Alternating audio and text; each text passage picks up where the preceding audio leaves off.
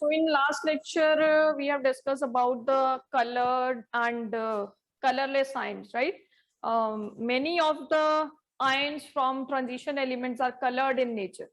हमारे पास जैसे manganese 2 positive है, पिंक होता है कलर में, या उसके जितने भी हमारे पास कंपाउंड्स होते हैं, कॉम्प्लेक्स कंपाउंड्स होते हैं, मैंगनीज जिनमें प्रेजेंट होता है वो ऑलमोस्ट उसी उसमें रहते हैं, पिंक है या डार्क पिंक है या पर्पल चला जाता है कलर हमारे पास। और जैसे निकिल है या आयरन है, आयरन के कॉम्प्लेक्सेस कुछ ग्रीन होते हैं, वो डिपेंड करता है उनकी ऑक्सीडेशन स्टेट के ऊपर कि ऑक्सीडेशन स्टेट हमारे पास क्या रहने वाली है, क्योंकि एक एलिमेंट जो है वो सिर्फ एक ऑक्सीडेशन स्टेट नहीं दिखाता, it has number of oxidation state. Anchal Kapoor नीचे करो कैमरा।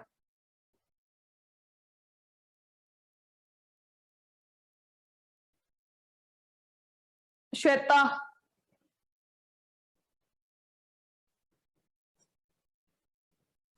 तो हम क्या बात कर रहे हैं कि हमारे पास कोई एलिमेंट है, वो नंबर ऑफ ऑक्सीडेशन स्टेट्स दिखाता है और उसकी मोस्ट कॉमन ऑक्सीडेशन स्टेट जो है वो एक से ज्यादा हो सकती है। वंश कौंडल,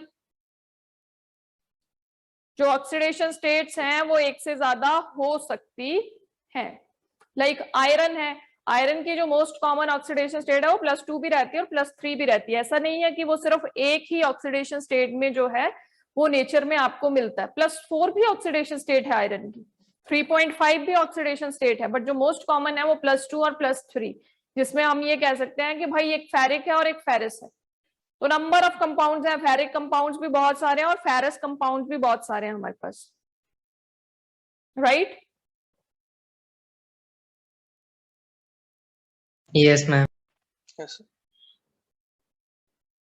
तो उनके ना डिफरेंट हमारे पास कलर आते हैं। ऐसा नहीं कि अगर ऑक्सीडेशन स्टेट जो है वो डिफरेंट हैं तो कलर आपका एलिमेंट का सिमिलर रहेगा, नहीं, वो चेंज हो जाता है, depends on the oxidation state, right?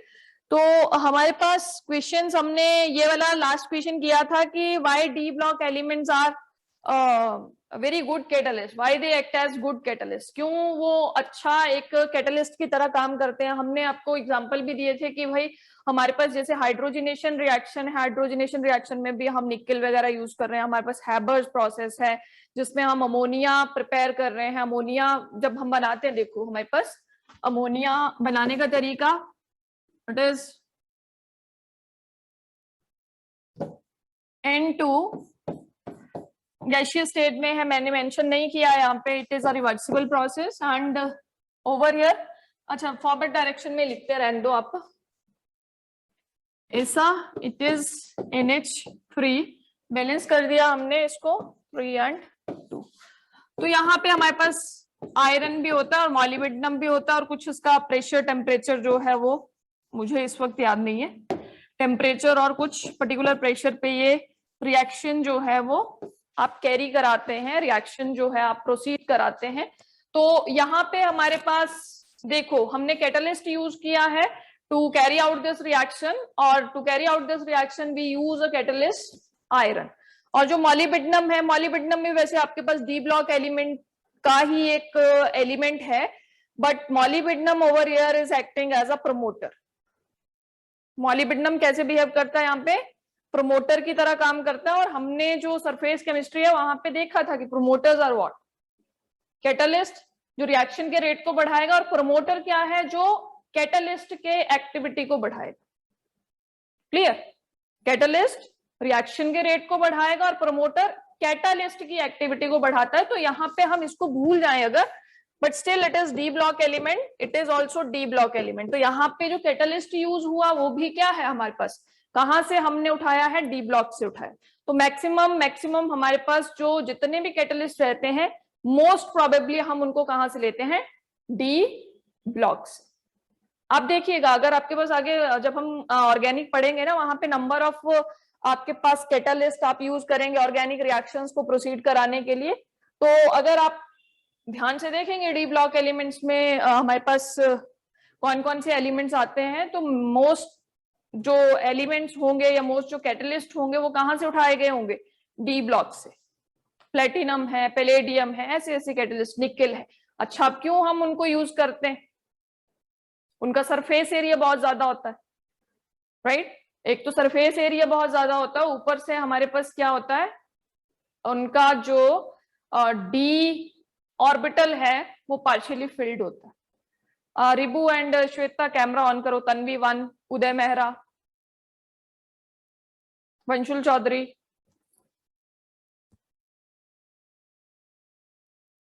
उदय मेहरा बेटा कैमरा ऑन।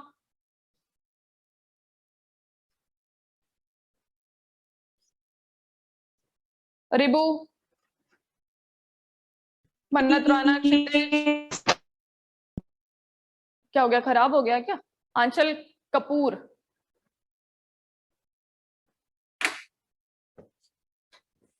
तो हमने ये वाला क्वेश्चन जो था वो लास्ट क्वेश्चन हमने किया था कि why they act as good catalyst. हमने उसका रीजन लिख लिया था कि इनके पास डी सबशेल जो है वो पार्शियली फिल्ड होती है, वेकेंट डी ऑर्बिटल्स होते हैं जिनसे ओवरलैपिंग वगैरह ये ऐसा ऐसा हो जाता है। And second thing is they have very high surface area. Surface area की बात हमने ना सरफेस केमिस्ट्री में की थी कि भाई हमारे पास कैटलिस्ट है, जैसे हमने बोला था कि हमारे पास कोयला है, सपोज चारकोल है ना, हमने पीस लिया और एक तरफ हमने क्या किया, उस पीस को पाउडर में कन्वर्ट कर दिया, पाउडर्ड फॉर्म में उसको क्या कर दिया है, कन्वर्ट कर दिया।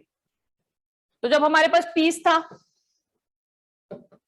तो जो भी एड्सॉर्प्शन की बात हम कर रहे थे वहां पे वो सिर्फ यहाँ पे होगी, इतने से एरिया के ऊपर जो है वो एड्सॉर्बेंट आके लग जाता है। बट अगर मैं इसको पाउडर्ड फॉर्म में कन्वर्ट कर दूं तो इसका सरफेस एरिया मतलब कि भाई यहाँ पे आपको सरफेस के ऊपर नंबर ऑफ मॉलिक्यूल्स मिलेंगे ना, नंबर ऑफ वेकेंट साइट्स मिलेंगी या इंटरस्टिशियल साइट्स मिलेंगी और आके यहाँ पे एड्सॉर्प्शन हो जाती थी, ऐसा बोला था ना। तो सेम ओवर हियर कि सरफेस एरिया समझते हैं ना क्या होता है, आर्यन पराशर समझते हैं सरफेस एरिया इज व्हाट?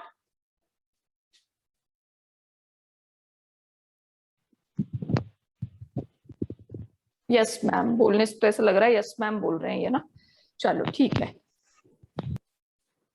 तो समटाइम्स हम जब रिएक्शंस यूज करते हैं वहां पे पहले बताया, शायद पता नहीं आपको बताती हूँ कि +1 को बताती हूँ, पता नहीं कौन सी क्लास को बताती हूँ, बट अब मुझे लग रहा है पता नहीं आपको बताया कि नहीं बताया। तो जैसे मान लीजिए हम एक रिएक्शन कैरी आउट कर रहे हैं, वही हाइड्रोजनेशन वाला, तो वहां पे हम लिखते हैं फाइनली डिवाइडेड निकल।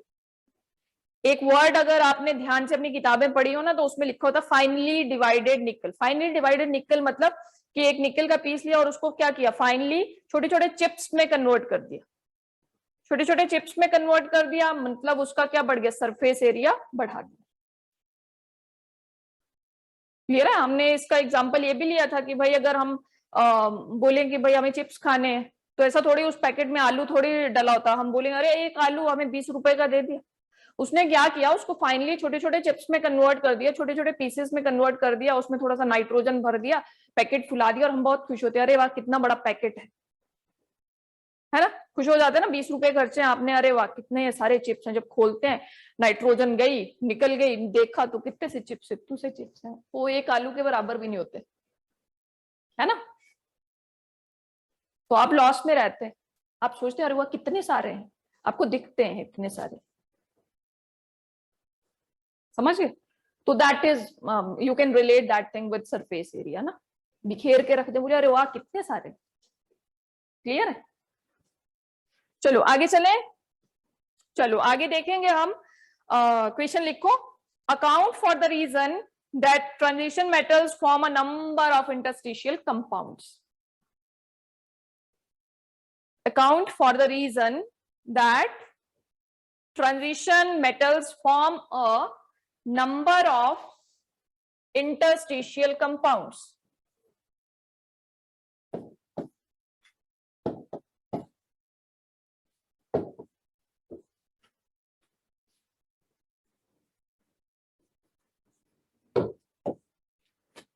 अब इंटरस्टिशियल क्या होता है? Interstitial means what?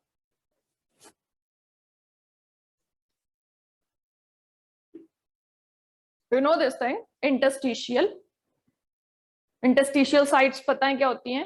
फिजिक्स में पढ़ते हो ने, पढ़ा आपने सेमीकंडक्टर कंडक्टर वाला पार्ट पढ़ा है, इलेक्ट्रिसिटी वाला पोर्शन पढ़ा है आपने फिजिक्स में? Yes ma'am. चलो सपोज रहने दो, भूल जाओ फिजिक्स, रहने दो, केमिस्ट्री पे आ जाओ। हमारे पास मान लीजिए एक मेटल का सरफेस है, हमने एक शीट ले रखा है मेटल का, तो अब उस मेटल की शीट में, और है भी कहां से वो, कौन सी मेटल, डी ब्लॉक की मेटल है, सपोज आयरन है, आयरन की शीट ले ली मैंने। अब आयरन की शीट में क्या होगा भाई, नंबर ऑफ एटम्स होंगे इस तरह से, इस तरह से। अब ये क्या है, सॉलिड है तो क्लोजली पैक्ड होंगे, होगा ऐसा? Yes ma'am. अब जो अरेंजमेंट होती है एटम्स की वो डिफरेंट डिफरेंट हो सकती है। ऐसी भी हो सकती है कि हमने एक लेयर लगाई, उसी के ऊपर सिमिलर दूसरी लेयर लगा दी कि भाई ये बॉल्स रखे हैं, इसके ऊपर ही हमने दूसरी बॉल रखनी है। या हमारे पास और तरीका भी हो सकता है इनको अरेंज करने का। तो अभी हमने ना सॉलिड स्टेट नहीं पढ़ी है, उसमें हम पढ़ते हैं इस अरेंजमेंट को कि भाई हमारे पास जो नंबर ऑफ एटम्स हैं किसी पर्टिकुलर एलिमेंट के, वो अपने आप को किस तरह से अरेंज कर सकते हैं, किस तरह से वो एक सॉलिड बना सकते हैं, किस तरह से वो एक क्रिस्टल बना सकते हैं। ऐसा सपोज कर लिया हमने कि ऐसे जो है हमारे पास जो एटम्स हैं किसी पर्टिकुलर एलिमेंट के, वो क्या है, अरेंज्ड है। या दूसरा तरीका भी देख लेते हैं कि भाई एक लाइन लगाई हमने ऐसे एटम्स की, दूसरी लाइन हमने ऐसे लगा दी इसके ऊपर बीच में। ये भी तो हो सकता है तरीका, जरूरी थोड़ी वही वाला तरीका हो, है ना? तो जब भी हम अपने एटम्स के क्रिस्टल्स की बात करते हैं, एलिमेंट्स के क्रिस्टल की बात करते हैं कि वो अपने आपको सॉलिड स्टेट में किस तरह से अरेंज करते हैं, तो ये माना जाता है कि भाई हमने उनको इस तरह से अरेंज करना है कि जो खाली स्पेस हो ना वो कम से कम बचे उनके बीच में। जैसे एक एटम को दूसरे एटम या एक लेयर को दूसरी लेयर के ऊपर हमने इस तरह से लगाना है कि उनके बीच में जो खाली स्पेस बचना चाहिए ना वो कम से कम बचे। तो जनरली ये वाली जो आपके पास अरेंजमेंट होती है ना, that is preferred over there. Reason कि भाई यहाँ पे जो स्पेस बचता है ना दो लेयर्स के बीच में, जो एटम्स के बीच में है, वो that is less as compare to this. हम समझने क्या जा रहे हैं, हम समझने जा रहे हैं इंटरस्टिशियल क्या होता है। तो जैसे हमारे पास एटम्स अरेंज हुए, किसी पर्टिकुलर एलिमेंट के एटम्स ने अपने आप को अरेंज किया, दो तरीके हो सकते हैं, ऐसा ऐसा। ये तो हमने सिंपल 2 डायमेंशनल में पढ़ा।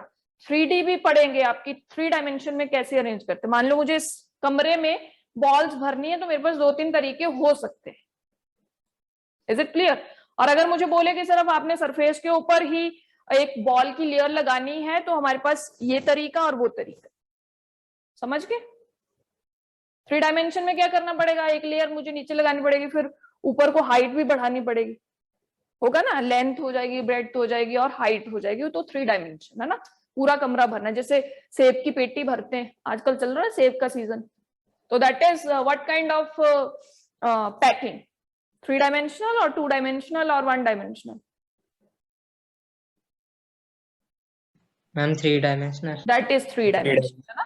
उस चीज को माइंड में रख के आप सोच सकते हैं कि 3 डायमेंशनल में हमने किस तरह से वो अरेंज करने। Suppose those apples are atoms, है ना? क्लियर है? अब जब मान लो आप पूरा का पूरा वो पेटी लेके आते हैं ना, पूरा का पूरा बॉक्स लेके आते हैं एप्पल का, तो आप देखते हैं कि उसमें बहुत बढ़िया तरीके से उसकी क्या करी होती है, पैकिंग करी होती है भाई। सेब अच्छे से अरेंज किए होते हैं, ऐसे रखी होती है, बीच में प्लेट्स ऐसी लगाई होती है ना। ऐसा नहीं कि बिल्ली और ले बोलते हैं कि भाई एक पेटी में 25 किलो होने चाहिए, ले बोरा उसमें पलट दिया और भर दिए सेब, ऐसा थोड़ी देखा आपने। बहुत बढ़िया तरीके से उनकी अरेंजमेंट की जाती होती है ना। तो दैट यस इज मैम। वैसा ही अरेंजमेंट हमारे पास एटम्स का होता है इन पर्टिकुलर एलिमेंट। तो इंटरस्टिशियल साइट्स क्या होती हैं कि भाई जब आपने एटम्स को अरेंज कर दिया तो उनके बीच में कितना वेकेंट स्पेस है, दैट इज इंटरस्टिशियल साइट्स। ये इंटरस्टिशियल साइट्स हैं। ये इंटरस्टिशियल साइट, ये जो खाली खाली स्पेस है ना, ये सारा का सारा आपके पास क्या है, दीज आर इंटरस्टिशियल साइट्स। ठीक है? परफेक्टली जो आपके पास क्लोज पैकिंग है वो ये वाली है, बट हम स्टिल इस पे फोकस करेंगे। हमने सिर्फ यही देखना है कि इंटरस्टिशियल साइट्स क्या होती हैं, कि जब आपके एटम्स अरेंज होते हैं ना तो उनके बीच में जो खाली स्पेस बच जाता है, that is interstitial site. The vacant space among the atoms is what, interstitial sites. Clear? अब कहता है कि जो डी ब्लॉक के एलिमेंट्स हैं उनमें अरेंजमेंट ऐसा ही होगा, ऐसा होगा, वो ऐसा होगा, बट स्पेस तो रहेगा रहेगा। ऐसा तो नहीं परफेक्टली तो एक दूसरे के साथ जुड़ ही नहीं पाएंगे, बिकॉज दे आर सफियर, है ना? कोई ब्लॉक होता मेरे पास, कोई स्क्वायर होता, तब तो उनके बीच में स्पेस नहीं रहता। मैंने एक के साथ दूसरा जोड़ा, दूसरे के साथ तीसरा, उसके ऊपर एक और लेयर लगा दी, तो उनके बीच में तो स्पेस ही नहीं बचता। बट हमारा एटम हमने कैसे कंसीडर किया, जब हम छोटी क्लासेस में पढ़ के आते हैं कि atom is like a laddoo or apple. Atom is like what? Sphere ना, गोला मान के चलते हैं ना आप, सर्कल की तरह मान के चलते हैं ना उसका शेप, है ना। तो इस तरह से अरेंज होंगे and they definitely have some space between those layers and that vacant space is known as what? Interstitial sites या इंटरस्टिशियल वॉइड्स भी उनको बोलते हैं, या सिंपल वॉइड भी बोलते हैं। क्या बोलते हैं? राइट? क्लियर है? सो हमारे पास इन स्पेसेस में क्या हो जाता है, जैसे गैस है कोई, वो इजीली क्या हो जाएगी? घुस जाएगी। छोटी सी गैस है, मान लीजिए नाइट्रोजन, हाइड्रोजन, ये छोटे छोटे आपके पास इनके जो मॉलिक्यूल्स हैं वो बहुत छोटे छोटे हैं, तो हाइड्रोजन इजीली इसमें क्या हो जाएगी? एब्जॉर्ब हो जाएगी। मैंने ये समझाया भी आपको, मुझे लगता है इन सरफेस केमिस्ट्री, है ना, समझाया था कि भाई कैसे उसके सरफेस के ऊपर हाइड्रोजन गैस जो एब्जॉर्ब होती है और उसके बाद उसका रिएक्शन होता है विद एल्कीन्स और एल्काइंस। मुझे याद है, पता नहीं आपको याद है कि नहीं। क्लियर है? तो इस वजह से यहां पे जब आपके पास आके कोई चीज इन इंटरस्टिशियल साइट्स को ऑक्यूपाई कर लेगी, तो वो किस तरह के कंपाउंड्स बनाएंगे? वो जो कंपाउंड्स बनेंगे वो किस तरह के कंपाउंड्स कहलाएंगे? Those are interstitial compounds. उन कंपाउंड्स को हम क्या कहेंगे? Interstitial compounds. Is it clear? Yes, ma'am. Clear हुआ? चलो अब लिखो। Yes, ma'am. देखिए, transition metals form a number of interstitial compounds. Transition elements form number of interstitial compounds because they have empty spaces, because they have empty spaces or interstitial sites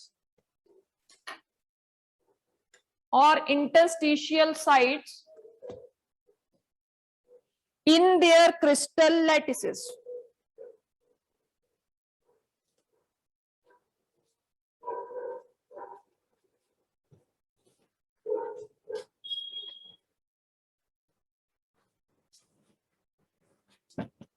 These sites are occupied by the small atoms like hydrogen, the small atoms like hydrogen, carbon and nitrogen.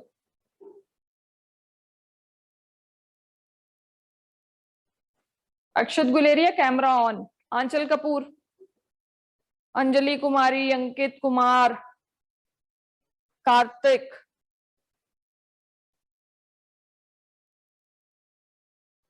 Ronit, कभी कभी आते हैं आप class में, camera on करो। रुचिका ठाकुर, रुचिका भाई आपका camera क्यों बंद हो जा रहा है? शिवम, कनेक्ट हुआ था तो दोबारा से कनेक्ट किया। Not Audible. चलो, आपने लिखा these sites are occupied by small atoms like hydrogen, carbon and nitrogen.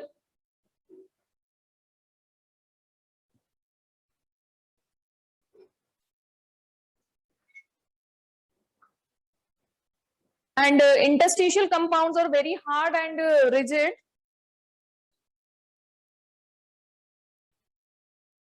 and having high melting points than pure metals, and they'll show conductivity also.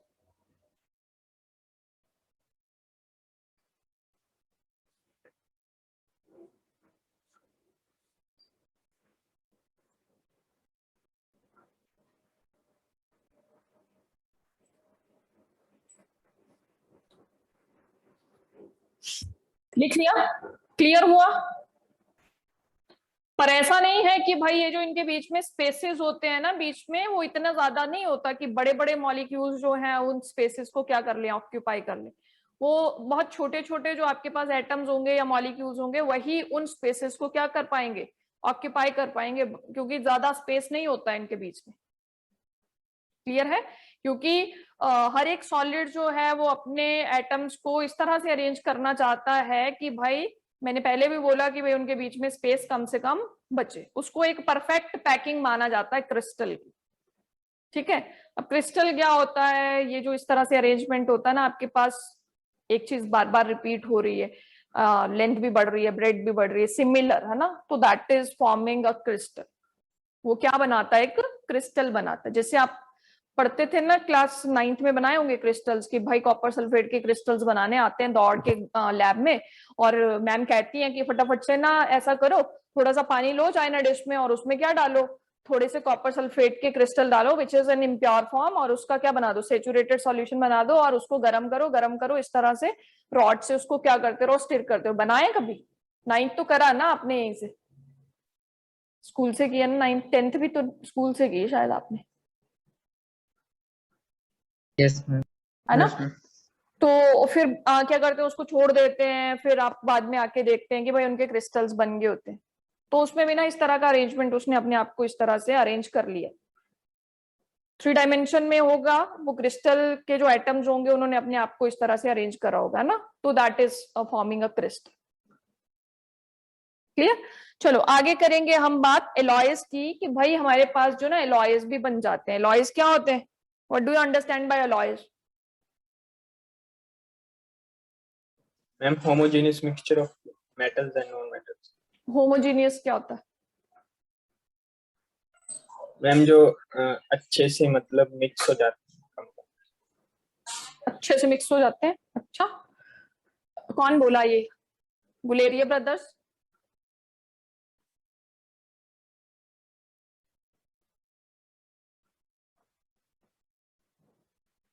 किसने बताया अभी ये? अभिनव गुप्ता ने कि अक्षत गुलेरिया ने? अक्षत मैम अभिनव, अक्षत गुलेरिया। अक्षत गुलेरिया होमोजीनियस समझाइए मुझे, एग्जांपल दीजिए मुझे, ऐसे नहीं आती है, डेफिनेशंस नहीं आती है समझ, एग्जांपल देके बताएंगे तो लगेगा मुझे पता। होमोजीनियस और हेट्रोजीनियस से क्या समझते हैं आप? मैम हेट्रोजीनियस का तो सैंड, जैसे सैंड जो वाटर में मिक्स करते हैं तो वो घुलते नहीं है, तो वो एग्जाम्पल। ठीक है, और होमोजीनियस का एग्जांपल दे दो। Ma'am sugar in water. Sugar and water, है ना? जो उनका फाइनल स्टेट रहता है ना, जो फाइनली आपको मिलता है, you will get only a single phase. Single phase का मतलब क्या? जो मैटर की स्टेट्स है ना, आप पढ़ते हैं जनरली सॉलिड, लिक्विड और गैसियस, है ना? तो कहता है कि अगर हम दो चीजों को मिक्स कर दें, अब आपने बोला कि पानी में मैंने शुगर मिक्स किया, पानी is liquid and sugar is what, solid. जब आपने उनको मिक्स किया तो फाइनली आपको क्या मिला? एक ही फेज मिला, लिक्विड ही फेज मिला, है ना? तो अगर ऐसा हो जाए कि हम वो ना कर पाए, डिस्टिंग्विश ना कर पाए कि कहाँ गया भाई मेरा सॉलिड, तो that is what, that is homogeneous. एक यूनिफॉर्म फेज होता है, यूनिफॉर्मिटी रहती है। और आपने दूसरा एग्जांपल क्या दिया, वो रेत वाला, सैंड वाला, कि भाई पानी में आपने सैंड मिक्स कर दी, यू आर एबल टू सी कि भाई ये लिक्विड है, और सैंड जो आपके पास सॉलिड दिखेगी आपको, मिक्स नहीं होते कभी भी, दो फेजेस दिख रहे हैं ना, फाइनली आपको दो फेजेस मिले। अगर ऐसा हो बाउंड्री ऑफ सेपरेशन दिखे आपको, दो चीजें अलग अलग दिख रही हैं, तो दैट इज हेट्रोजीनियस, राइट? अब एलॉय कह रहा है, इन्होंने बोला कि एलॉयज क्या होते हैं हमारे पास, एलॉयज होमोजीनियस मिक्सचर होते हैं, किसके? मेटल्स, या मेटल और नॉन मेटल। आपने दो या दो से ज्यादा मेटल्स मिक्स कर दी तो that is forming what, alloy. कभी बात की है हमने एलॉयज के बारे में? करी है कहीं पे, चैप्टर 6 में जो जनरल प्रिंसिपल वाली बात हुई थी ना, हमारा एक चैप्टर था जिसमें हम बोल रहे थे हमने मेटल एक्सट्रैक्ट करी थी, वहां पे की थी। बोल रहे कि पहले हम ना उनके बड़े बड़े लम्प्स लेके आएंगे, फिर उसको क्या करेंगे, प्योरीफाई करेंगे, रिफाइन करेंगे, ये करेंगे वो करेंगे, वहां पे पढ़ा था हमने एलॉयज, पढ़ा था। Yes, ma'am. Yes, ma'am. तो अभी मुझे कौन बताएगा? भावप्रीता, कैमरा बंद हो गया आपका भी? बहुत सारे बच्चे हैं जिनके कैमरास जो हैं वो ऑफ हो गए। आंचल कपूर, तुमने क्लास लगानी है कि कर दूं बाहर?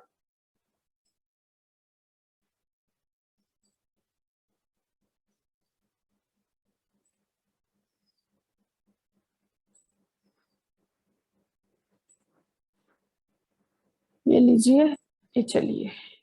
अविनाश का कैमरा बंद। क्या हो रहा भाई अविनाश? मैम ऑन है। ऑन है? अब हुआ ऑन? शोले 2 चल रही है साइड वाइज।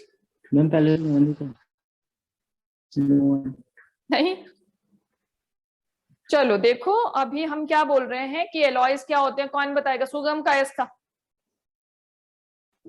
एग्जाम्पल भी देना साथ में। छोटी छोटी क्लासेस में पढ़ाते हैं आपको 6th 7th में, एलॉयज ये हैं, एलॉयज वो है ना।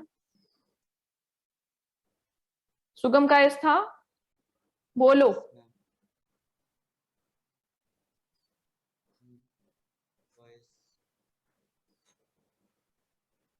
चला गया signal.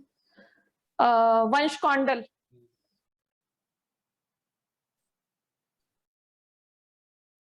Yes ma'am.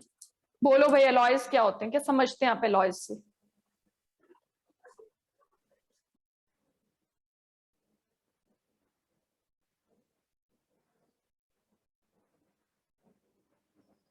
Ronit, yes ma'am. Alloys क्या होते हैं बेटा? मैम ये होमोजेनियस मिक्सचर होते हैं ma'am, metal and non metal के। Ma'am example silver, amalgam and हाँ मुझे पता है। क्या नाम उसका, क्या नाम था मैम किसका? जिसका आप बोल रहे हैं? Ma'am example. हाँ हाँ, एग्जाम्पल बेटा। मैम अमेलगम, जिंक, जिंक नहीं शायद। कहाँ से पढ़ रहे हैं, कहाँ से देख रहे हैं? सिंपल कोई एग्जाम्पल नहीं है? घर में आप कोई एलॉय यूज करते हैं क्या? Yes ma'am. क्या? स्टील शायद। कौन? टिन? Ma'am steel, steel. हाँ स्टील। अच्छा, steel is an alloy. Okay, और कोई example?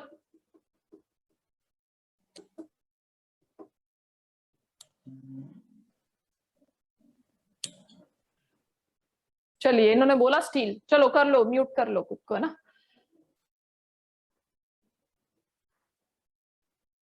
Anshul Kaundal, yes ma'am.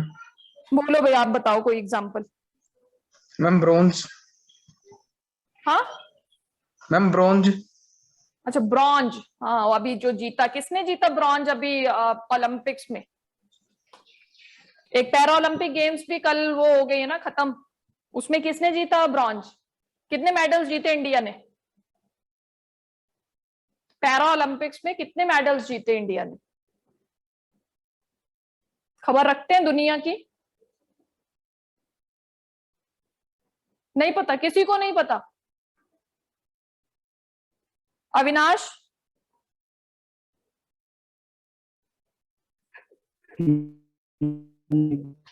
सुना पैरा ओलंपिक्स के बारे में कि वो भी टोक्यो में चल रहे थे, उसमें कितने मेडल्स जीते इंडिया ने? नहीं पता, चलो छोड़ो। मैम पैरा नहीं देखा। फर्स्ट आने वाले को गोल्ड मिलता है, सेकंड आने वाले को सिल्वर मिलता है, और थर्ड आने वाले को क्या मिलता है? ब्रॉन्ज मिलता है ना। सिल्वर और गोल्ड तो मेटल्स हैं, पर जो ब्रॉन्ज है वो क्या है आपके पास?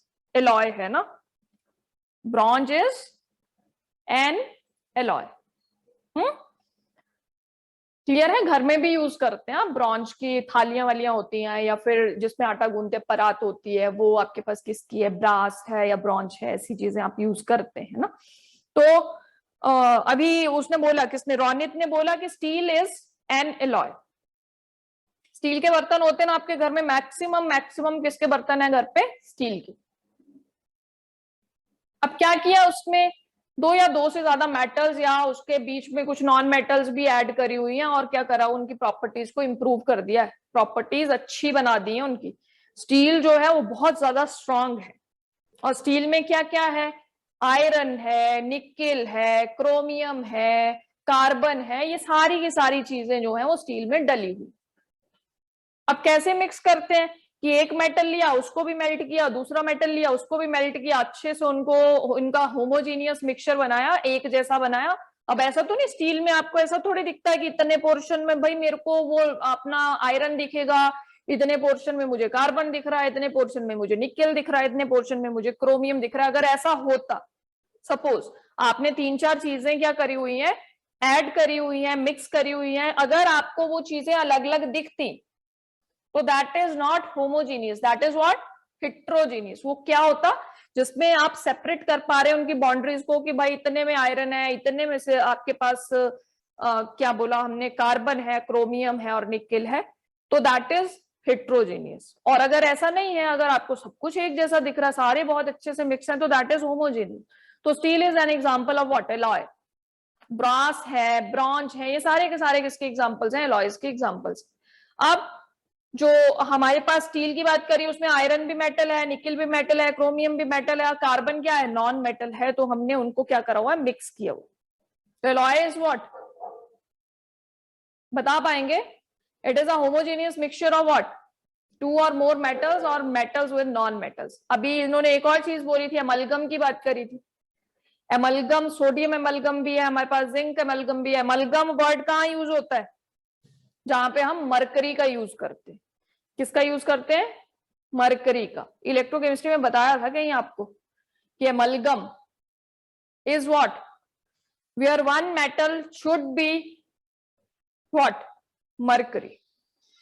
वो एमलगम हुआ किसी मेटल के साथ, उसको क्या किया, मेटल को क्या करा हमने, सॉलिडिफाई नहीं पर लिक्विफाई किया, उसको लिक्विड स्टेट में कन्वर्ट किया। और मरकरी तो पहले से लिक्विड स्टेट में आपके पास क्या होगा, प्रेजेंट होगा। उनको क्या करेंगे, अच्छे से मिक्स करेंगे और हमारे पास एक होमोजीनियस मिक्सचर बन जाएगा। Is it clear? Yes ma'am. Yes, ma'am. तो हमारे पास ये जो डी ब्लॉक के एलिमेंट्स हैं, जो ट्रांजिशन एलिमेंट्स हैं, वो भी इस तरह के क्या बनाते हैं, एलॉयज वगैरह बनाते हैं। तो वहां से क्वेश्चन देखो क्या आते हैं आपको, कि हमारे पास एक क्वेश्चन है very very important, that what is misch metal.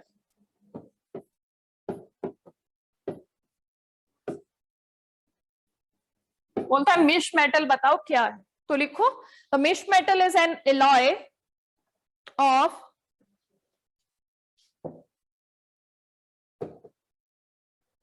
cerium 50%, then we have lanthanum 40%,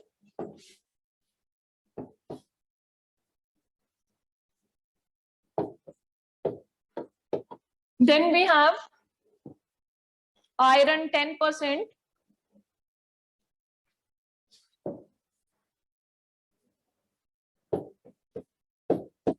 and few traces of metals, sorry, few traces of other elements, carbon हो सकता है, सल्फर, हमारे पास कैल्शियम, एल्यूमिनियम एक्सेट्रा।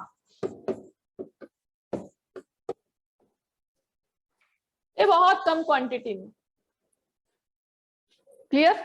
तो मिश मेटल का composition पूछता है आपसे कि मिश मेटल किस किस को मिला के बनती है। तो misch metal is form by adding 50% cerium, 40% lanthanum and 10% iron, and it has few traces of other elements like carbon, sulfur, calcium, aluminium, etc. right? क्षितिज, आपका कैमरा हमेशा बंद रहता है, तो जरा आप वैसे आराम करें, है ना। आपको मैं बहुत बार बोल चुकी, कैमरा ऑन करो। कार्तिक, कुणाल कपूर,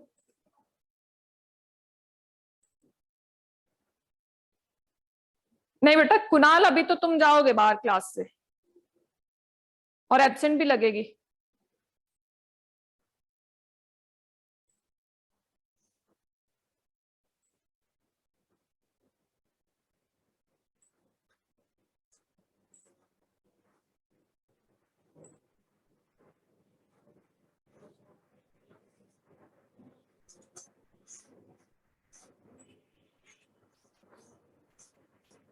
अगर किसी के कैमरा में प्रॉब्लम है तो चैट बॉक्स में मुझे मैसेज भी तो कर सकते हैं आपकी, भाई हमारा कैमरा वैमरा खराब है। अब ऐसे झूठ मूठ में मत कर देना कि भाई कैमरा खराब है, अभी थोड़ा आराम करेंगे, जिनके कैमरास बंद थे ना, कुछ बच्चे पीसी से लगा रहे हैं, तो वहां पे तो मुझे लगता है कि ऐसा ऑप्शन नहीं रहेगा आपके पास। चलो आगे चलते हैं।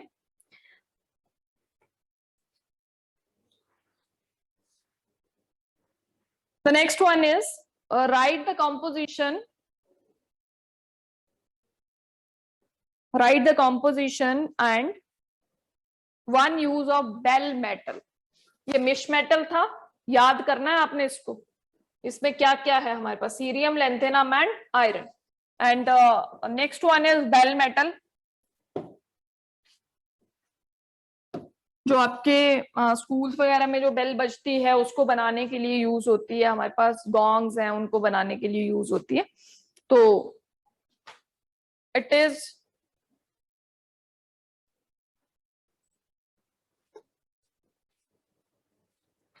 लिखो, the composition of bell metal is copper and tin. Copper हमारे पास 80% रहता है इसमें, और टिन जो है इट इज 20%। और यूज क्या होगा? Bell metal is use to use for making bells and gongs etcetera ना। जो आपके पास परकर्जन इंस्ट्रूमेंट है जो हिटिंग से बजते हैं, जिनमें मेटल्स का यूज हो रहा है आपके पास, उनमें कौन सी मेटल का यूज होता है? That is bell metal, right. The next one is what are coinage metals. अब ये सारे के सारे क्या हैं भाई हमारे पास? ये सारे के सारे एलॉयज, ये सब क्या है? एलॉयज हैं। इसलिए हमने इन सबको पढ़ने से पहले क्या पढ़ा? एलॉयज पढ़ा, ठीक है। एलॉयज के बारे में पढ़ा कि एलॉयज होते क्या। अंकित कैमरा ऑन।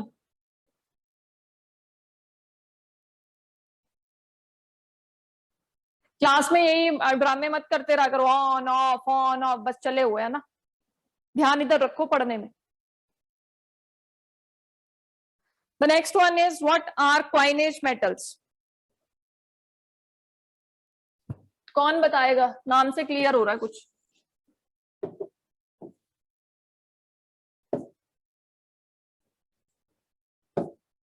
क्वाइनेज मेटल ऐसी मेटल्स जो क्वाइंस बनाने के लिए यूज होती है ना,